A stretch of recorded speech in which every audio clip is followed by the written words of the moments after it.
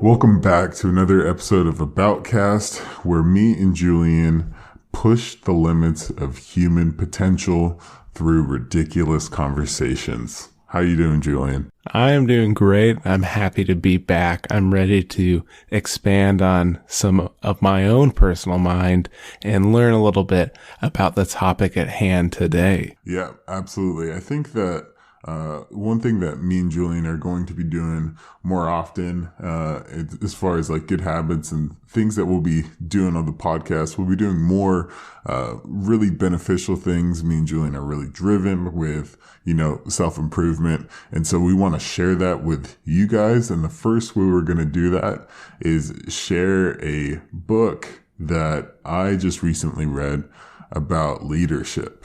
And I think leadership is a quality that everyone can expand on. I don't think anyone is born a perfect leader, nor do I think anyone cannot be a leader. But I do believe it is something that you can use your environment and different lessons and tidbits to improve yourself in that role to help lead, a group project, a team, your household, whatever that may be, to step into that role and be confident where you are.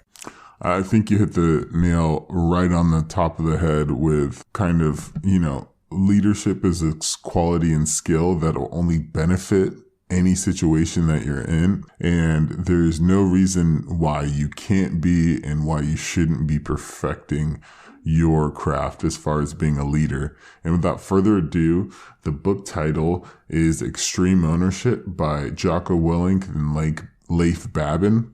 And these guys are, I'm sure you've heard of them before. Jocko has his own podcast. They have a leadership company called Echelon Front. And basically these guys write a book through their leadership experiences, being Navy SEAL platoon commanders and task commanders in the about the 2000s. Of, going to Iraq, specifically Ramadi, and other situations throughout their life with leadership. And before we dive into the information that you gained from this book, Jordan, I'd like to hear how you came about the book and what format you read the book on. Was it an ebook? Was it a Kindle? Was it the physical copy? Just some background on, how you personally were experiencing the book and came across it. Absolutely. So the way that I ingest books at this point in my life is purely on the Kindle. And there's a few reasons for that. One, I think it's just, I do really like kind of having the material of a book and how books feel. But in my life, I just can't afford to just be hauling around 15 books at a time. I don't have the space. I don't want to have to worry about that. And, being so agile, you can download a book that you wouldn't be able to access at your local library or, Barnes and Noble. So that's how I ingest them. The reason that I stumbled upon this book specifically is I've been well aware of kind of Jocko Willink, through his podcast and through a few different things. Tim Ferriss is one avenue that I know him from. And so I knew that this was going to be a good book, Extreme Ownership. And I knew that it would kind of enhance my leadership skills. But the one thing that I didn't know about this book that I did get out of it is, how dynamic it is and how really actionable this stuff is once you kind of internalize it. And the way that they display it is extraordinary. Crystal clear, and through really, really strong and decisive stories that reading, walking away from it, you're this is exactly why this is important for a leadership quality, and this is how I can implement it. And not only in a combat scenario, but also in a business scenario that they break it down in. And I think that's a great way to do so in the way you touched on it in terms of analyzing and digesting this book. Based on what I've seen so far and what we're going into, it's kind of one of those books that you don't want to necessarily fly through. You want to think through the topics and relate it at hand to you. And it's going to be a lot more beneficial. So as we move further into this podcast, as a listener, I would encourage you not only just to listen, but maybe actively engage your own mind on what information Jordan learned and how that pertains to your life or your situation. So not only is this beneficial to you, but maybe moving forward, if you do end up reading the book, you can digest that for a second time and maybe visualize those results again and have a prior understanding while doing so that it is applicable and you have a hard take home. Exactly. If you want to derive as much value as you can from this podcast and this book, you have to read the book yourself. What you're going to be getting from this podcast is an experience through my filter of my life, my thinking, my philosophies. And so to really pull something out of it yourself and get the most, you're going to have to drop in, read the book, which I highly recommend, so that you can be the best leader you can be. And without further ado, we'll take our first break and then get right into it. Welcome back. I hope you're ready for some really, really good action, some really, really good lessons after that break. Right now, the first thing I want to say about this book as far as epitomizing it is this quote or not a quote, but something I derived from it. One of the most impactful phrases that I kind of like twisted a little bit. That is, I will be a man who is not just physically tough, but one who outthinks my adversity. And I think that is one of the lines that hit me the hardest of this book. And it wasn't exactly that. I changed a little bit of the words so it made it more personal as far as the perspective of the reader who reads that sentence. But that in itself is one of the most powerful things that I probably read from this book, alongside of all the great leadership lessons. And so when you originally read that quote or section of the book, did it resonate with you immediately, or was it something that was built on or confirm some thoughts you had in the past? What were your initial reactions and feelings when you read that or understood that portion? So what specifically touched me about that excerpt was, so it was in the chapter 2, which is called No Bad Teams, Only Bad Leaders. And Leif Babin talks about how in buds, they go through some extreme stuff, and you not only have to be physically tough, but there will be a time when physically your body doesn't keep up, and it becomes a mental game of, this is something that I can't just outstrength, outspeed, outendure. This is something that I have to outthink. And I think that that's the perfect lesson in life, because a lot of things in life, as far as even physically, so right now I'm doing 75 hard, which I think I mentioned briefly, but basically I'm working out twice a day. I'm reading 10 pages of a book. I'm following a diet, and basically it's for mental discipline. And the first thing that you hear when you think about that is wow, he's doing a lot of physical stuff. But really what it is, it's not a physical challenge at all. It's a mental challenge, because your body usually can go on long before long after you quit, and you quit because of, mentally you can't get there. And so I think that is the specific, perfectly points out what that is to me, is that, it's not really being physically tough enough for problems. It's being mentally tough enough for them. And do you find during that challenge, say 75 hard, for example, that one of the biggest feats that you have to do is prepare yourself or take ownership yourself of the challenge, because it is in its own right you versus yourself. Can I do this for 75 days without slipping up? Can I lead myself to this end line and see the results I want to see, or stay on this track? Is that going into that, is that something that you personally took upon yourself when doing this task? Yeah, absolutely. I mean, everything I do in this challenge, thankfully I have a group. So as far as, feeling like I'm alone going through it, it's not as bad. And there's people that I can relate to, which is, really strong, as far as like the rallying effect. But yeah, absolutely. It's all me. It's all me. And in this book, they go through exactly what extreme ownership is and, how it affects everybody. And so I think that actually is a perfect segue to get into the first chapter, which is called Extreme Ownership. And so when you hit into this first chapter, you've kind of briefed me beforehand on, what extreme ownership has meant. But when you went through this first chapter, what are some things that you surmised from that portion? So one of the main things that I took away is, the real clear idea that on any team or organization, all responsibility for success and failure rests with the leader. And it's not really an easy thing to claim naturally, but basically it's the most necessary thing from what I see for improvement, growth, and learning throughout life. And kind of the way I think about it is there's only two options. It either owns you or you can do something about it.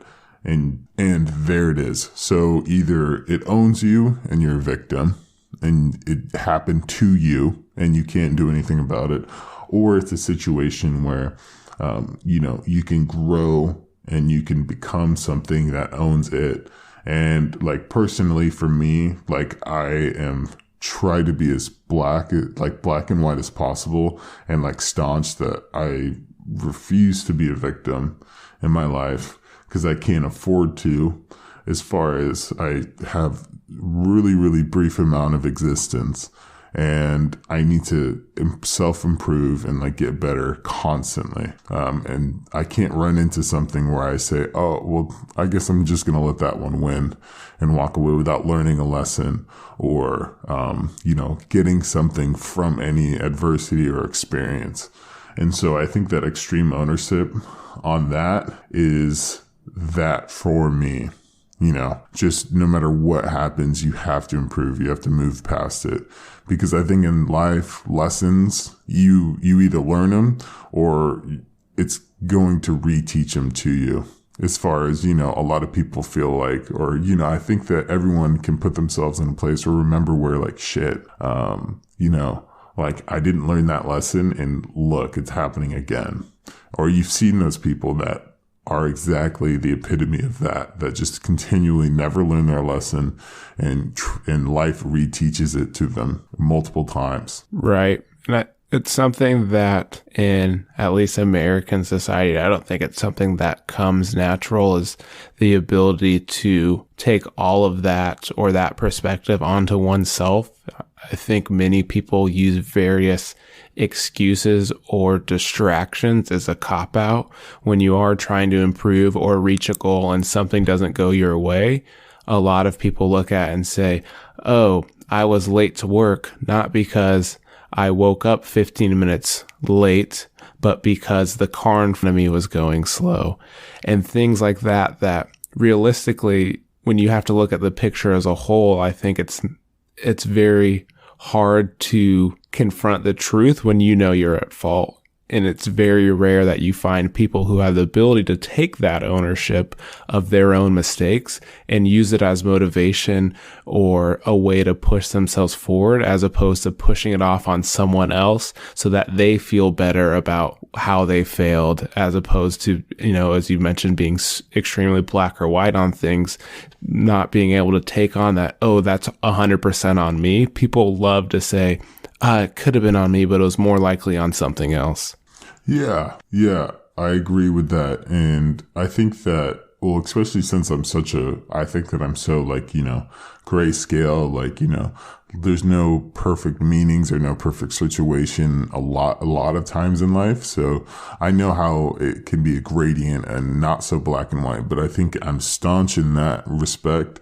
And to reframe it into this aspect of leadership that this book takes, the reason why you'd want to take extreme ownership as a leader is because it enables everybody else to take ownership. So for instance, in this book, the first chapter, it talks about a really big situation where there's blue on blue, which is, friendly fire in a war.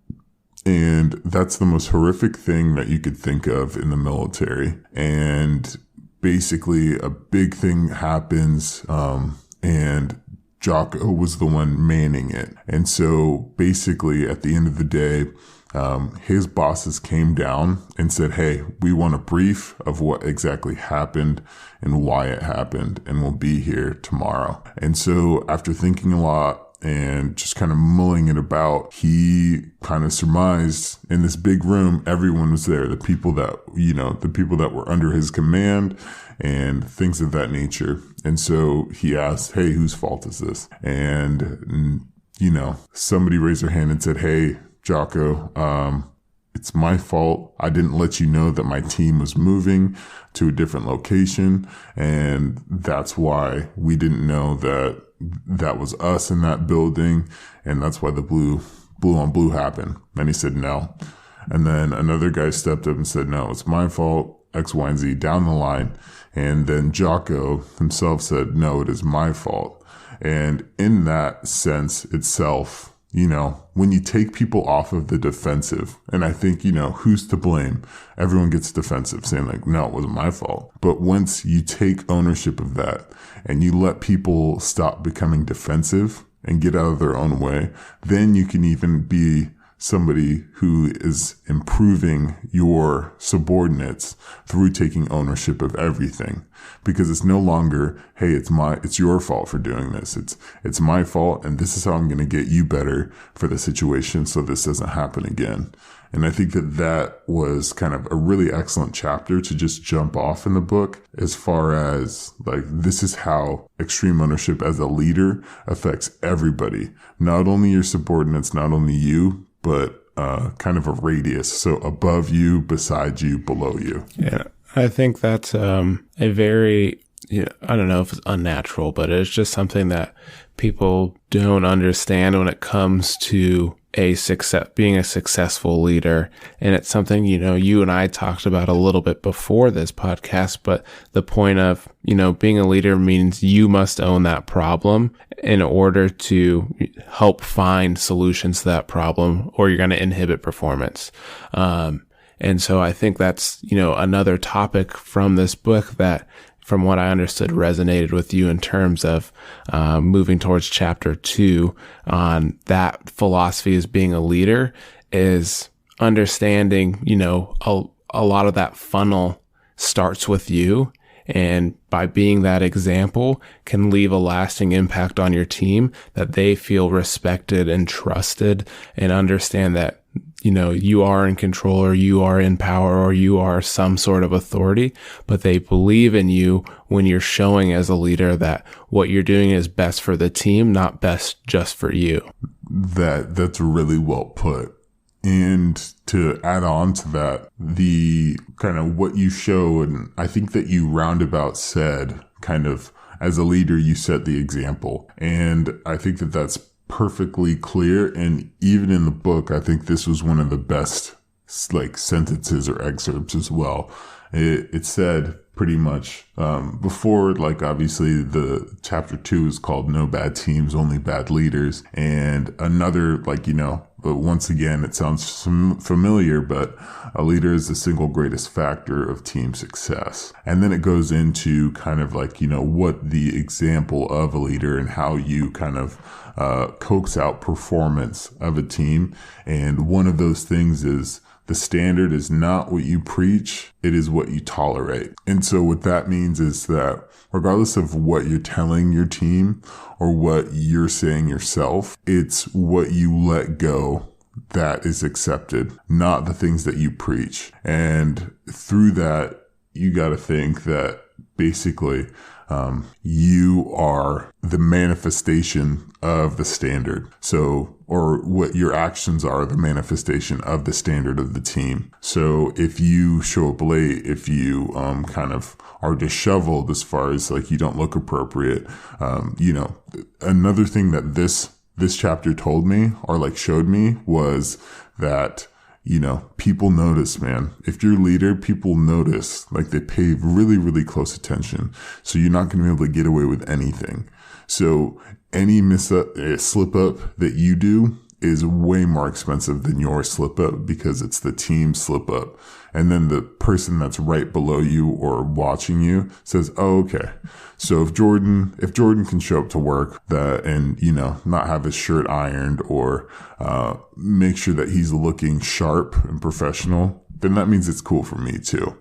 And so through that, as far as there's no bad teams, it's the leader that points a team in a bad direction.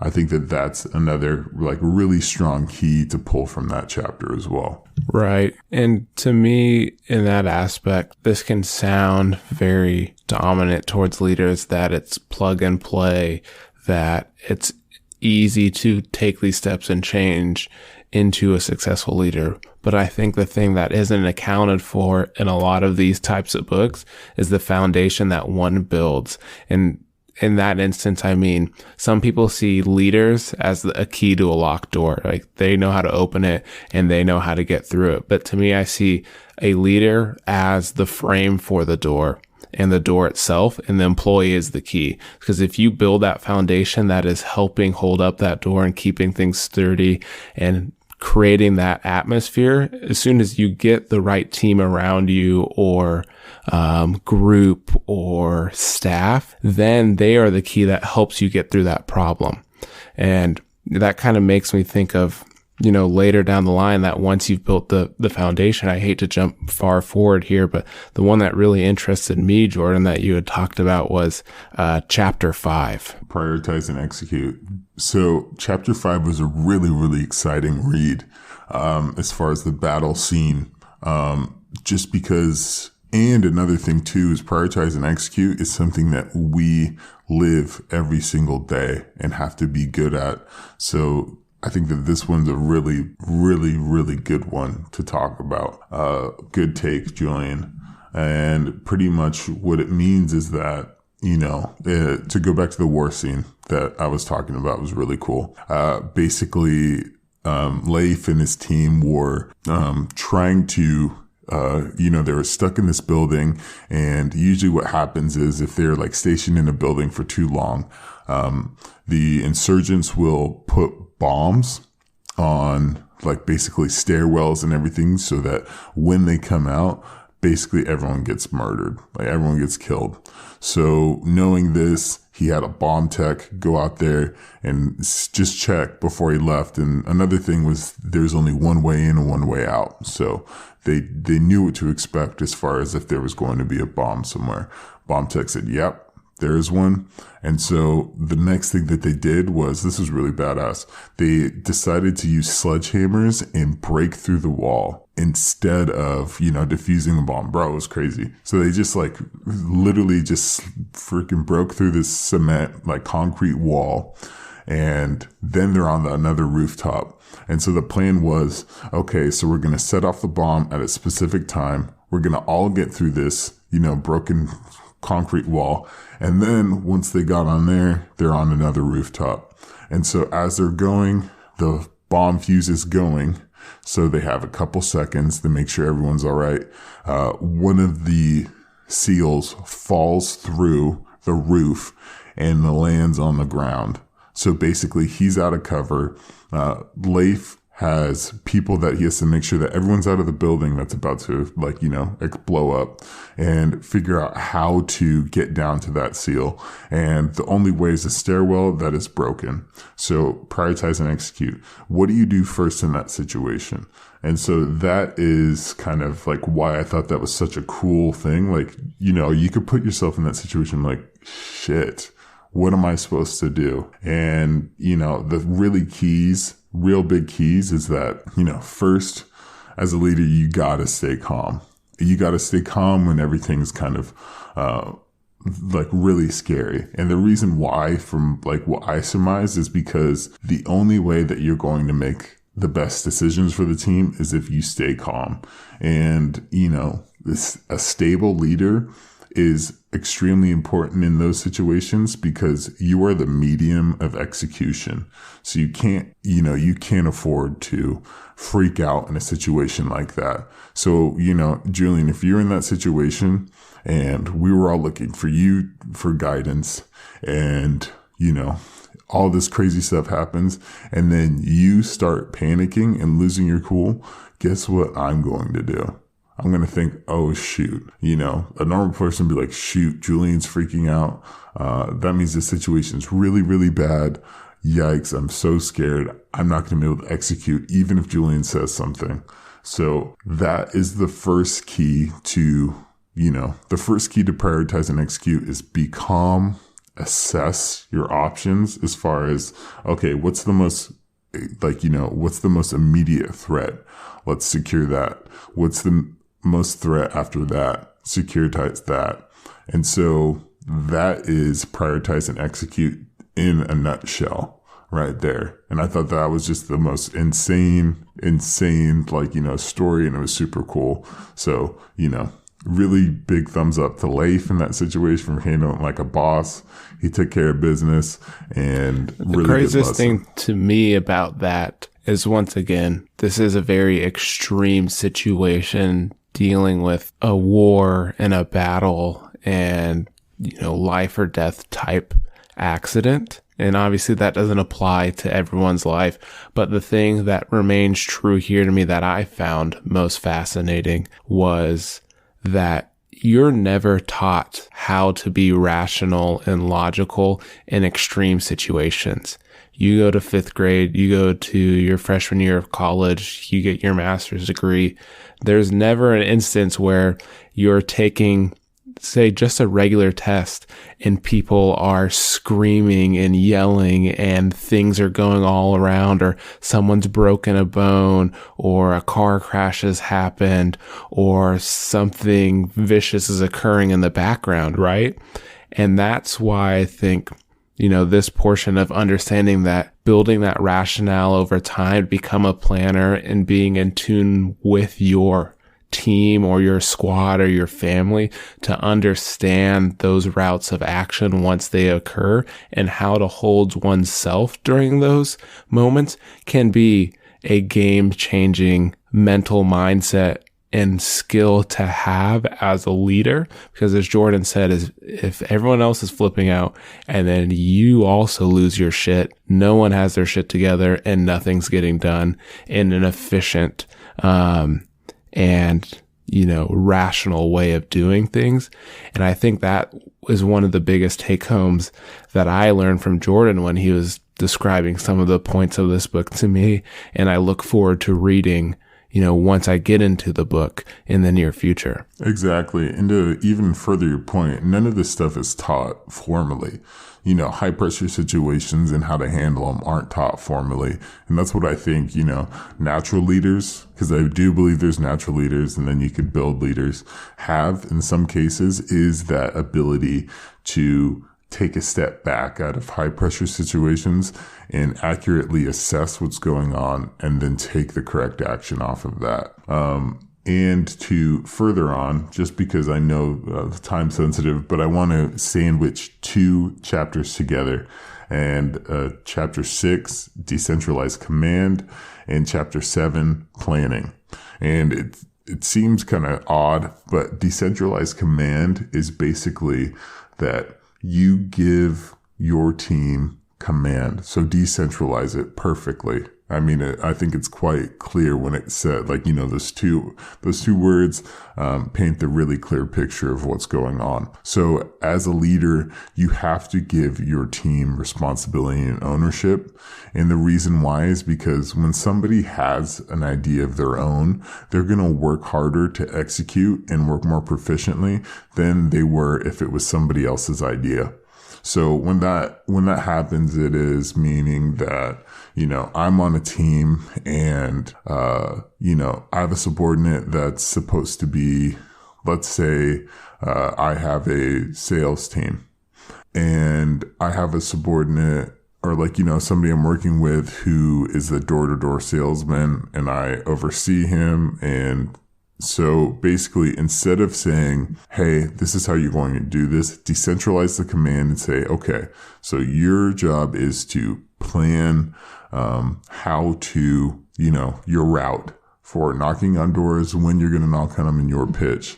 That person's going to work way harder knowing that they have ownership of that than if you were to plan it out all yourself. And not only does that make them work harder, but another perfect thing, kind of taking a step back, like I just mentioned before, when they present that plan to you, you'll have a better idea and better way of, thinking about possible contingencies or possible problems with that plan themselves. Just like everybody knows, sometimes when you're in the weeds, you can't really see the bigger picture. And that's a perfect reason why, on top of obviously people working really hard and the trust that you build with them to lead helps with as well. And another thing that the reason why I think that it is super good and should be sandwiched with a plan is the plan, it has to be simple. And so when, as a leader and you're making plans, you have to be able to, know with 100% certainty that that plan is executed and easily understood by the lowest member or the weakest piece chain in the link, so to speak. And the reason why those two are sandwiched together, because if I had a plan that was really convoluted and, the goal was really complex and hard to understand, then how is somebody who didn't think of the plan going to execute on tactics on how to execute it in their specific niche? So that's why that these two things go hand in hand, is because first you need and plan, how about we change it to goal? You need a goal that is simple and easily realizable. And once you have that, basically using decentralized command, you create this organism that's really hardworking, takes ownership and pride of the plans because you allowed them to lead on some of their plans themselves. And on top of that, since the plan is simple, they'll be able to adapt and react in really, really quick and dynamic ways because, if the plan is to get to this specific spot on the map, then that if there's some obstacle, all you have to do is go around it and then you're back at it. But if I said to, go to a spot that had, a mountain and a red house and had a field next to it, and it's in this general area, and you found that there was an obstacle in front of you, it would be way harder to think, well, maybe this is the thing. Maybe I should go through this obstacle because this might be the spot. Instead of being very clear and specific, it just allows the team and the dynamic to work that much more efficiently. So I think that's why those two things should be sandwiched together, and it makes the team just like one organism, so to speak. More than anything, decentralizing the command makes the team tighter in a sense with a simple plan. And now hearing these various points from extreme ownership, I think it is important to listen to the quote Jordan spoke on at the beginning and see if your personal mind has slightly changed when you hear the quote Jordan is about to say again in terms of what you've heard in this small 30-minute topic and how you visualized these different elements of becoming a leader and building upon a leadership role, and how, this can be interpreted another way. So one more time, I will be a person who is not just physically tough, but one who outthinks my adversity. Let that sit with you for a second. And just a quick preface, Julian, you're about to take the reins again. I went through a third of my notes. So, if you guys want to hear a bit more about this, I could talk all day. There's literally diamonds, well, not literally, but diamonds as far as, ideas for leadership in this book that have not been addressed by us that I think are really important and impactful. I will make it a thing to put my notes in the actual, in the show notes so you guys can read through them. Or if you want us to do a podcast on them, even better.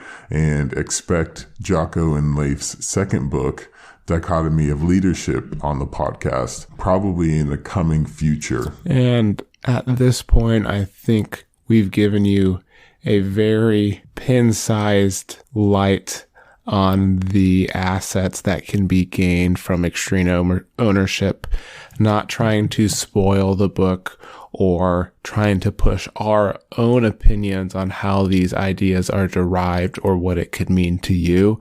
I think it is very important, as Jordan alluded to in the very beginning, that everyone reads different. Everyone reads in different forms. Everyone is going to perceive and digest knowledge in various ways.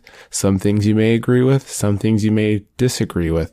And that's healthy on both ends to understand why you disagree with it and why you agree with it can make for a very experiential moment while reading these books and making those take-homes a little bit more important or more likely to catch on in your own life. Truly, guys, this stuff is amazing. And I think it'll help you not only as a leader, but as a person and as somebody going through, life. And life being hard and challenging and sometimes not being clear. I think this stuff will help, and we'll keep on delivering it to you because, you guys are the best. And, I can't wait to see you guys again here really soon. And as always, we thank you guys for listening. We hope you enjoyed this podcast. Go ahead and rate the podcast, like it, share it if you enjoyed what you heard. We're Aboutcast, a weekly podcast hosted by Jordan and Julian, and we'll catch you next time.